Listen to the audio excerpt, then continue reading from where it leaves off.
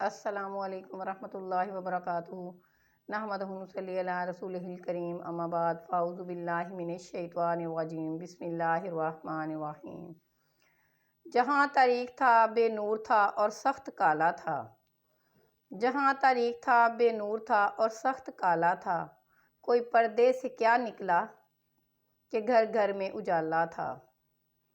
اعلان نبوت کے دوسرے سال سن 1290 میں حج کے موقع پر مدینہ کے 12 اشخاص منا کی گھاٹی میں چھپ کر مشرف با اسلام ہوئے اور حضور صلی اللہ علیہ وآلہ وسلم سے بیعت ہوئے۔ تاریخ اسلام میں اس بیعت کا نام بیعت عقبہ اولیاء ہے۔ ان لوگوں نے حضور صلی اللہ علیہ وآلہ وسلم سے یہ درخواست بھی کی کہ احکام اسلام کی تعلیم کے لیے کوئی معلم بھی ان لوگوں کے ساتھ مدینہ منورہ بھیج دیا جائے۔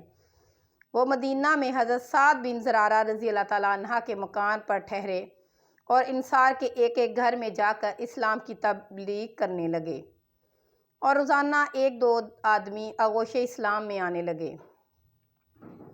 قبیلہ اوس کے سردار حضرت سعد بن معاذ رضی اللہ تعالیٰ عنہ بہت ہی بہادر اور با اثر شخص تھے۔ حضرت مصعب بن عمیر نے جب ان کے سامنے اسلام کی دعوت پیش کی تو انہوں نے اسلام سے نفرت اور بیزاری ظاہر کی، مگر جب حضرت مصعب بن عمیر رضی اللہ تعالیٰ عنہ نے ان کو قرآن مجید پڑھ کر سنایا تو ایک دم ان کا دل پسیج گیا اور اس قدر متاثر ہوئے کہ سعادت اسلام سے سرفراز ہو گئے۔ ان کے مسلمان ہوتے ہی ان کا قبیلہ اوس بھی دامن اسلام میں آ گیا۔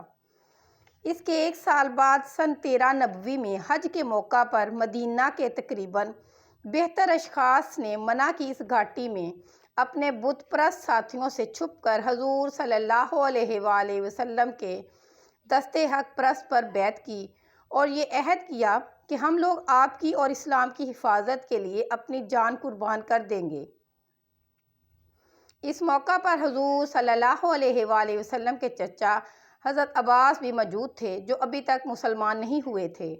انہوں نے مدینہ والوں سے کہا کہ دیکھو، محمد اپنے خاندان بنی ہاشم میں ہر طرح محترم اور باعزت ہیں۔ ہم لوگوں نے دشمنوں کے مقابلے میں سینہ سپر ہو کر ہمیشہ ان کی حفاظت کی ہے۔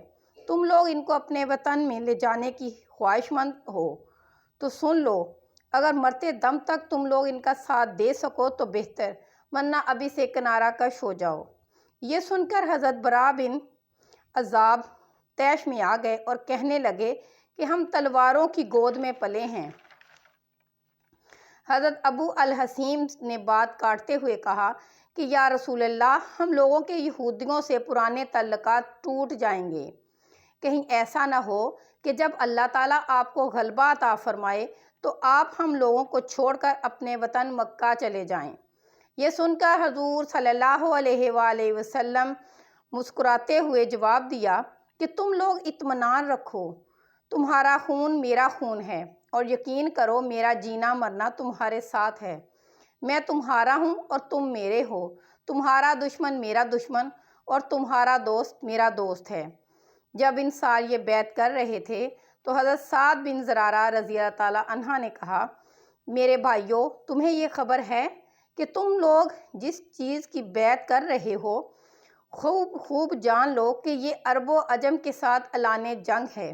انصار نے طیش میں آ کر نہایت پرجوش لہجے میں کہا کہ ہاں، ہم لوگ اس پر بیعت کر رہے ہیں۔ بیعت ہو جانے کے بعد آپ نے اس جماعت سے 12 آدمیوں کو نقیب مقرر فرمایا۔ میری غفلتوں کی بھی حد نہیں، میری غفلتوں کی بھی حد نہیں، تیری رحمتوں کی بھی حد نہیں، نہ میری خطا کا شمار ہے نہ تیری عطا کا شمار ہے۔ وآخر دعوانا ان الحمد للہ رب العالمین۔ اللہ نگہبان۔